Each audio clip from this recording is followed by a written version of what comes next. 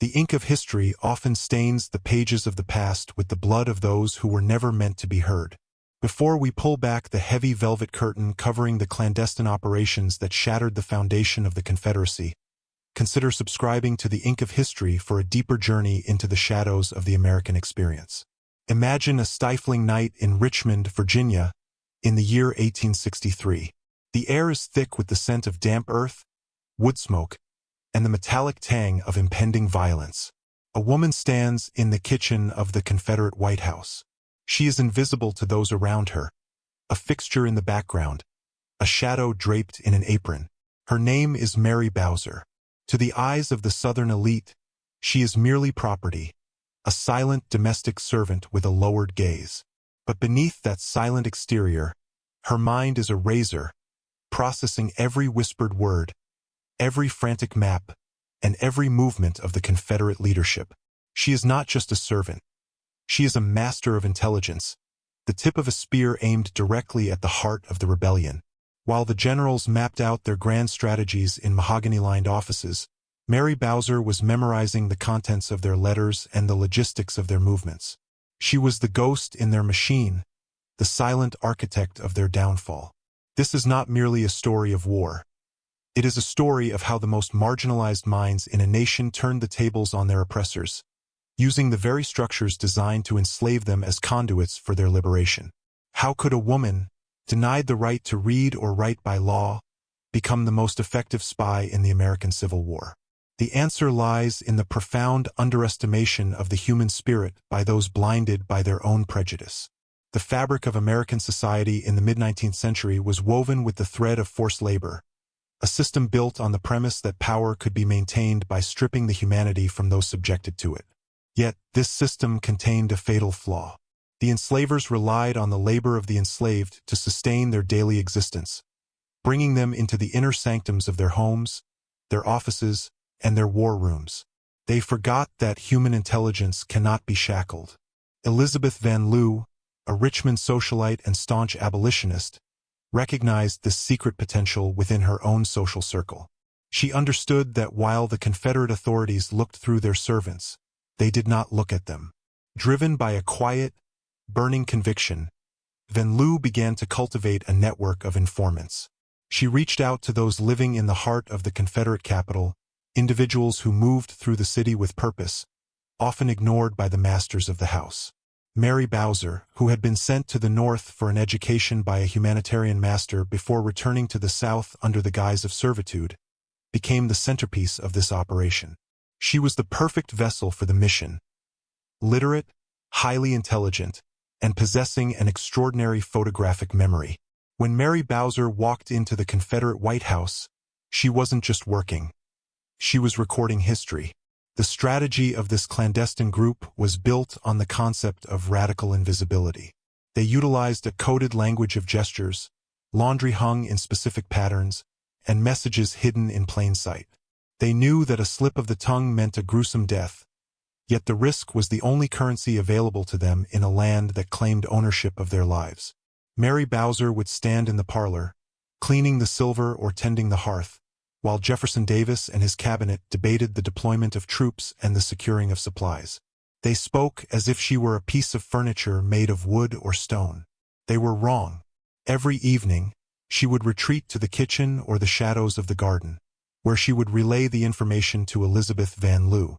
The messages were then transmitted to the Union forces, providing the North with a critical advantage that shifted the tides of key battles.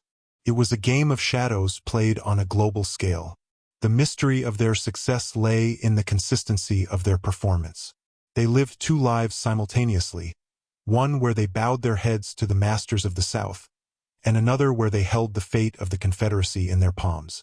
As the war raged on, the intelligence gathered by this network allowed Union commanders to anticipate Confederate maneuvers with an accuracy that baffled their enemies.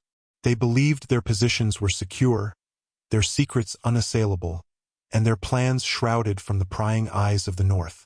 They never suspected that the very people they deemed subhuman were the ones dictating the tempo of their demise. As the conflict deepened, the danger grew exponentially. The Confederate secret police, led by the ruthless John Winder, began to suspect that intelligence was leaking. They monitored the streets, interrogated local residents, and cast a long, fearful net over Richmond. The air became fraught with tension. Every creak of a floorboard, every sudden knock at the door, could signal the end. Mary Bowser remained composed, her face a mask of subservience, even as the walls closed in. She knew that the preservation of her life was secondary to the preservation of the truth she carried. Her resilience served as a beacon for others within the network, a quiet reminder that courage is not the absence of fear but the decision that something else is more important. The intelligence network expanded beyond Richmond, drawing in other brave individuals who operated in the fields, the docks, and the supply lines. They were the invisible telegraph, a web of resistance that spanned across the landscape of the South. Their collective intelligence allowed the Union to execute operations that forced the Confederate leadership into a state of perpetual disorientation. They were losing a war they thought they were winning, and they had no idea why. The psychological toll on the inhabitants of the Confederate White House was profound. As their plans were thwarted time and again, they grew paranoid, turning on each other and seeking scapegoats in their own ranks. They could not conceive that the resistance was coming from within their own walls, from the very people they claimed to own. Mary Bowser witnessed this unraveling from the front lines of her domestic station. She saw the cracks in the facade of the Southern aristocracy, the moral decay inherent in a system that valued human bodies over human potential. The irony was profound. The intelligence provided by those who were denied education and status was the very thing that dismantled a government built on the suppression of intelligence and talent. The history of this espionage is still being pieced together, much of the evidence having been burned or lost in the chaotic final days of the war. Yet, the shards that remain reveal a narrative of immense sophistication. They were not merely conduits of information. They were analysts, tacticians, and strategists who understood the terrain of the war better than those who fought it. The legacy of their work is a testament to the fact that power is never absolute, and that those who are pushed to the margins often possess the keenest insight into the mechanisms of their own oppression. The end of the war brought the collapse of the Confederate dream, but it did not bring immediate justice to those who had fought so hard in the shadows. The intelligence network disbanded, its members returning to their lives, often without the recognition their service demanded. Mary Bowser, like many others of her time, slipped into the ambiguity of the historical record. She was a hero whose story was silenced by the biases of the era, a victim of a society that struggled to acknowledge the contributions of its most defiant subjects. Yet, the mystery of her life remains a compelling hook for those who seek to understand the true complexities of the American Civil War. We are left to wonder what other stories remain buried, waiting for the light of inquiry to reveal the truth of their existence. The resilience of these figures challenges us to rethink our understanding of authority and agency. They proved that even in the most restricted circumstances, the human mind is capable of creating a world of its own, a world where truth prevails over propaganda and where the oppressed can engineer their own liberation. Their journey is a profound lesson in the necessity of vigilance, the power of collective action, and the enduring strength of the human spirit. As we reflect on these events, we must consider the cost of peace and the fragile nature of human dignity. The conflict between the North and the South was not just a military engagement. It was a crisis of conscience that forced every individual to choose between the safety of the status quo and the danger of liberation. The acts of the secret network were, at their core, acts of profound mercy. They sought to end the suffering caused by the war by accelerating the collapse of the institution that fueled it. They did not revel in the destruction of the Confederacy. They worked toward a future where the humanity of every individual would be recognized and protected. In our modern age, we are still grappling with the legacies of this era. The divisions that fueled the war have not vanished. They have merely shifted, taking on new forms in our contemporary landscape. The intelligence network of the Civil War teaches us that the fight for equality is a long-term commitment that requires constant attention, bravery, and the willingness to look beyond the surface of things. It is a story of how individuals, working in the face of impossible odds, managed to change the trajectory of an entire nation. The lessons of the espionage ring are as relevant today as they were in the 1860s. They highlight the importance of questioning the narratives we are presented with and seeking out the missing pieces of history. They remind us that the most significant events are often those that occur in the quietest corners of our lives, away from the headlines and the grand speeches of leaders. They encourage us to look at the stories of the marginalized not as side notes but as the essential threads that hold the tapestry of our shared past together. The mystery of the secret spy ring will likely never be fully solved, but that is perhaps as it should be. The gaps in the record invite us to engage with the past, to speculate, to empathize, and to search for the truth in the silences. It is a reminder that history is not a static object but a living, breathing dialogue that constantly evolves as we uncover new evidence and perspectives. The figures of Mary Bowser and Elizabeth Van Lew remain archetypes of resistance, illustrating that the most powerful weapon in any struggle is the clarity of one's own vision and the determination to hold onto one's humanity when the world attempts to strip it away. As the smoke cleared over the American landscape in the spring of 1865, the reality of the post-war world began to take shape. It was a world of reconstruction and immense social change, a time when the promises of freedom were both celebrated and continuously challenged. The members of the spy ring walked into this new reality with the knowledge that they had played a part in defining the future of their nation. Their contribution went beyond the tactical information they provided. It was an act of profound self-assertion. By choosing to act as spies, they claimed their right to participate in the political life of the country, proving that they were not merely the objects of history, but its active agents. This is the enduring mystery and the enduring strength of their legacy.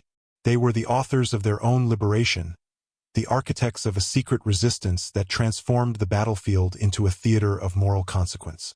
The echoes of their work still resonate in our modern struggles for justice, reminding us that no matter how entrenched a power structure may appear, it can never fully eliminate the agency of those it seeks to suppress.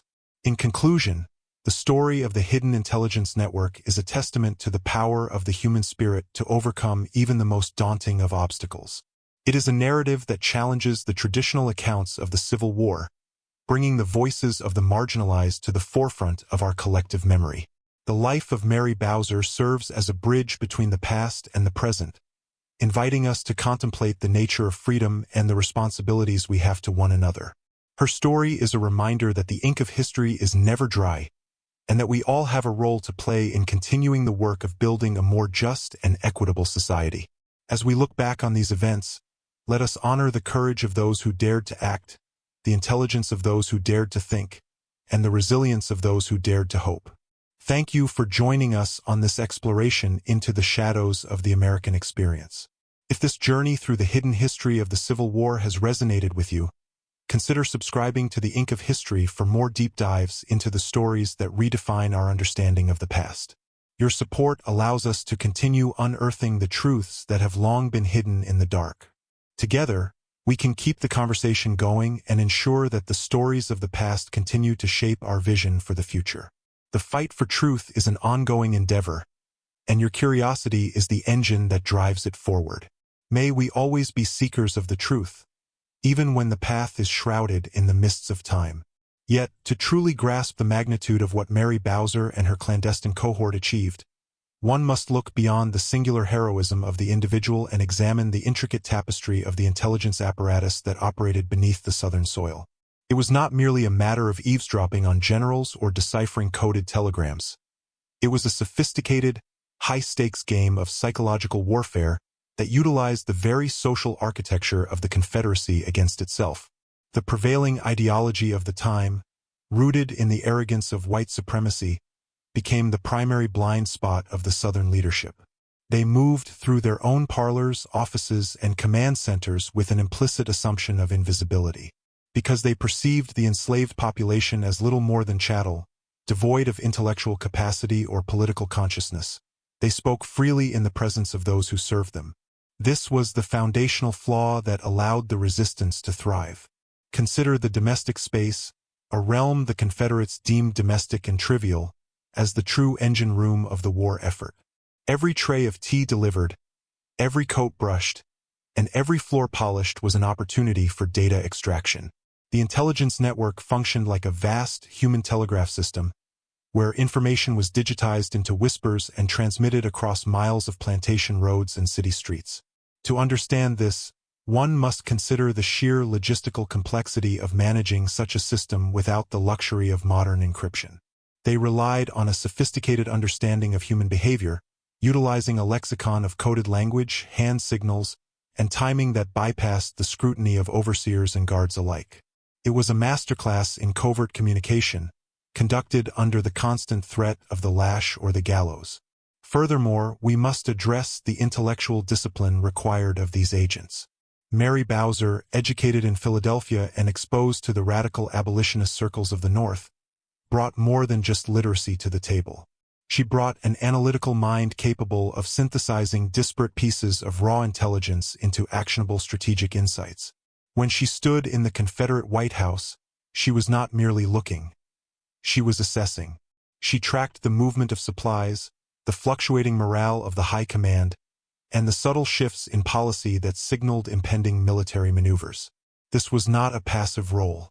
It required a cold, calculating courage to remain composed while staring into the face of one's oppressor, knowing that a single trembling hand or a misplaced glance could unravel months of patient labor. The broader implications of this intelligence network challenge our understanding of how power is maintained and subverted. We often frame the Civil War through the lens of immense armies clashing on open fields, yet the war was just as much about the control of information. The Confederacy was starving for intelligence on Union troop movements, while the Union, often operating in hostile territory, was equally desperate for ground-level realities. The network bridged this gap, effectively turning the Confederate administration into an unintentional source of its own destruction. This inversion of the power dynamic is a recurring theme in the history of liberation movements. The oppressed often possess a more profound understanding of the oppressor than the oppressor has of them. This asymmetry of knowledge is perhaps the most potent weapon in any revolution.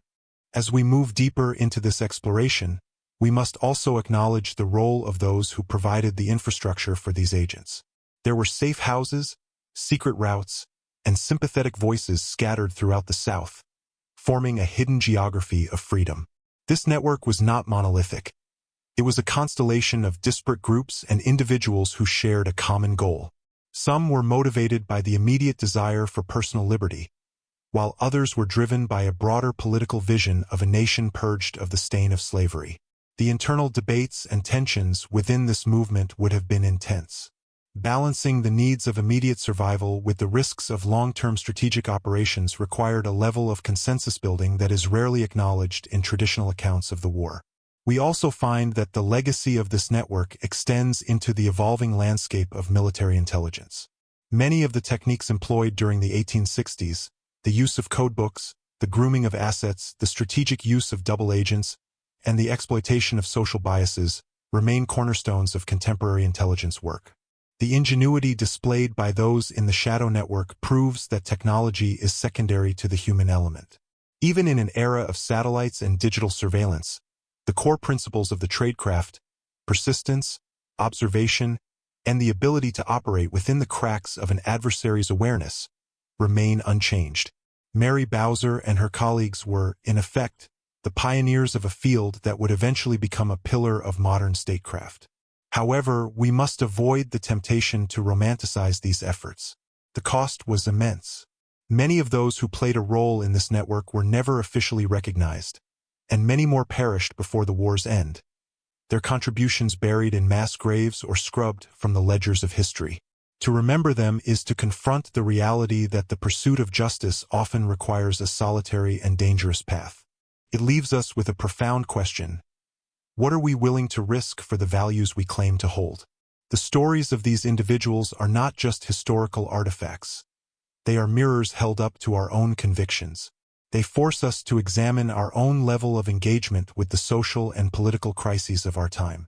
Looking at the later years of the war, as the Confederacy began to collapse under the combined weight of military defeat and internal disintegration, the importance of this network became even more pronounced. The confusion and panic that pervaded the corridors of Richmond during the final months provided unique opportunities for infiltration. The chaos allowed for the movement of people and information that would have been impossible during the stability of the war's early years. It was a time when the masks of the Southern elite began to slip, revealing the depth of their desperation. The intelligence gathered during this period was crucial in the final planning of Union offensives that brought the war to a decisive end. Yet, even in the aftermath, the erasure began. The victors, in their desire to reconstruct a fractured nation, often chose to emphasize unity over the messy, complex details of how that unity was achieved. The stories of the Black intelligence network were sidelined, relegated to the periphery of the national narrative, or outright suppressed to avoid offending the sensibilities of the former Confederate states. This was a deliberate act of historical negligence, a way of silencing the voices that had proved the most vital in the struggle for freedom. By ignoring these contributions, the country missed an opportunity to fundamentally rewrite its understanding of agency and citizenship. It allowed the myth of the noble but defeated South to take root, a narrative that has complicated and stalled the progress of equality for generations. It is only now, through the tireless work of archivists, historians, and researchers, that the story of Mary Bowser and her peers is being reclaimed. Their story is a powerful reminder that history is not just about what is found in official documents, but what is hidden between the lines. It is about the silences in the archives, the unrecorded conversations, and the lives that were lived in the margins. As we continue to bridge these gaps, we are not just uncovering the past. We are actively shaping the future. We are building a more inclusive framework for understanding our national identity, one that recognizes that the struggle for freedom was not led by a few iconic figures, but by a vast, anonymous collective of individuals who dared to fight for a better world.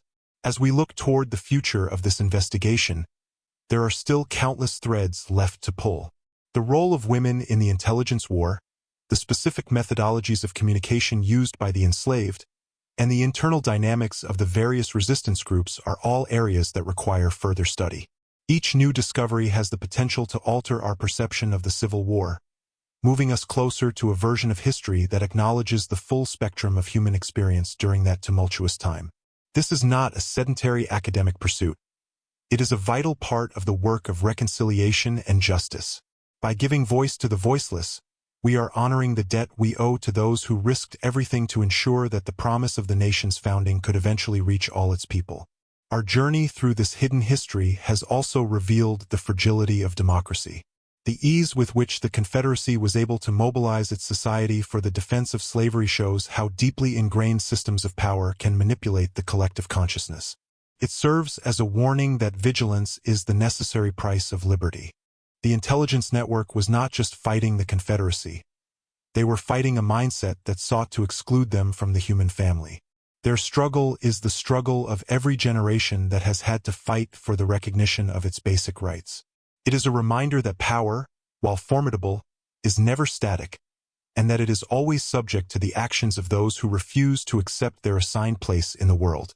As we bring this exploration to a close, let us consider the ongoing legacy of the invisible battles fought in the 1860s.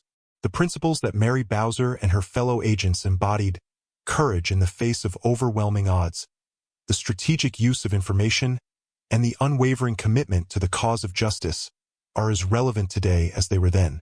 We are currently living in an era where the control of information and the veracity of our collective history are once again at the forefront of the public discourse.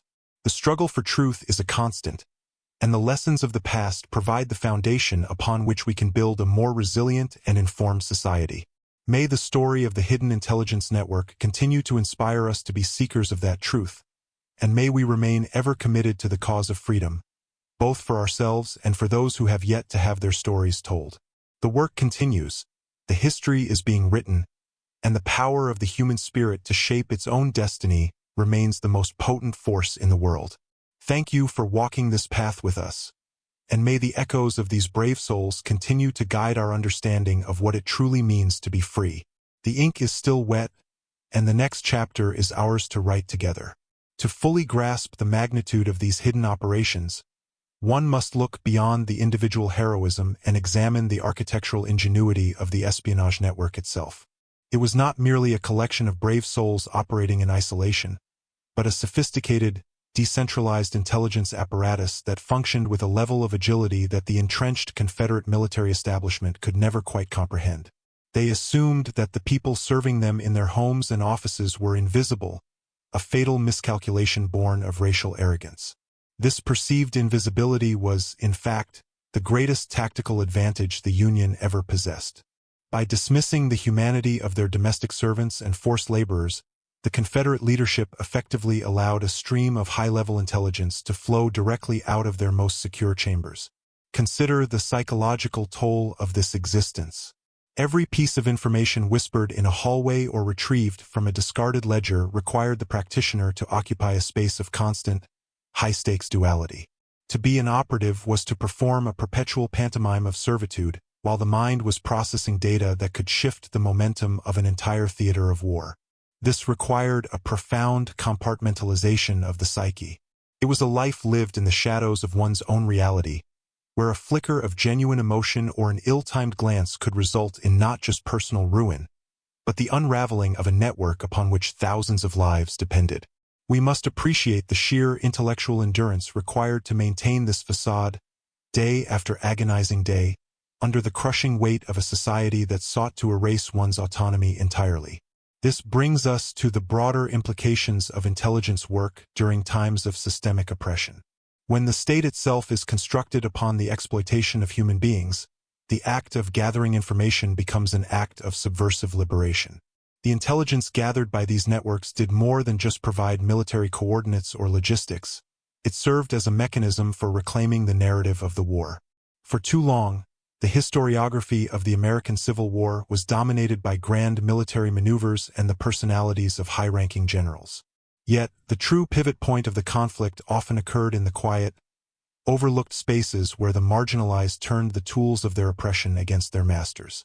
By documenting the movements of the enemy, these individuals were effectively stripping the Confederacy of its greatest weapon, the element of surprise. The methodology of these agents offers a compelling study in asymmetrical warfare. They relied on patterns, interpersonal networks, and the exploitation of the enemy's own social prejudices. In modern military terms, this was the ultimate application of signal intelligence mixed with human intelligence, operated within a hostile environment where the very concept of a secure communication channel was non-existent. They utilized the mundane, the delivery of laundry, the serving of tea, the cleaning of an office as the cover for high-level reconnaissance. This reminds us that history is often shaped not by the loudest voices in the room, but by those who know how to listen when others believe they are deaf. Furthermore, we must address the systemic erasure that followed the war. Why did it take so long for these stories to emerge from the archives? The answer lies in the post-war reconstruction of the national identity. After the smoke cleared, there was a concerted effort by many to sanitize the war's memory, to focus on the reconciliation of white soldiers rather than the radical transformation of society that the end of slavery represented. In this effort, the role of black intelligence networks was inconvenient. It challenged the prevailing mythology of the war as a gentlemanly disagreement between brothers. To acknowledge the agency of those who dismantled the Confederacy from within was to acknowledge that the war was, above all else, a war for the fundamental humanity of millions. Consequently, these stories were relegated to footnotes, hidden in plain sight, much like the agents themselves. The legacy of these invisible battles extends into our current digital age. Today, we face a new frontier of information warfare where the collection and analysis of data define the political landscape.